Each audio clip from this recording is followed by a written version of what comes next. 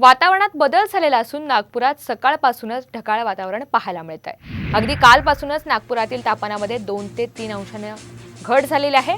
आज पूर्व आणि पश्चिम विदर्भामध्ये हवामान विभागाने पावसाचा अंदाज व्यक्त केला, तर तिकडे गडचिरोली आणि चंद्रपूर इथे देखील गारपिटीचा इशारा हा देण्यात आलेला आहे।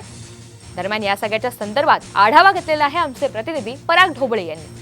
हवामान विभागाकडून आज पावसाचा अंदाज व्यक्त करण्यात आलेला आहे। तेच चंद्रपूर आणि गडचिरोली येथे गारपिटीचा अंदाज सुद्धा जो आहे तो व्यक्त करण्यात आलेला आहे।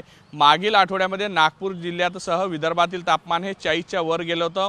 प्रचंड ऊन आणि सगळा जो होता उन्हाचा त्रास सहन करावा लागत होता। मात्र आज आहे जे वातावरण आपण कशा पद्धतीने पाहू शकतो, सकाळपासून खरं तर आज ढगाळ वातावरण पाहायला मिळत आहे। नाही तर या वेळेमध्ये साधारणतः जे तापमान असतं ते चांगलं पीकवर असतं आणि चटके जे आहे उन्हाचे ते अनुभवायला मिळतात। जो आहे यामुळे जो आहे वारा सुद्धा आहे तो सुद्धा गरम वारा होता। उष्ण लहरी सध्या आपल्याला पाहायला मिळत होत्या। मात्र कालपासून कुठेतरी आहे वातावरणामध्ये बदल झालेला आहे। कालही ढगाळ वातावरण काल पाहायला मिळालं, त्यामुळे जो पारा होता तो 40च्या घरात येऊन पोहोचलेला आहे।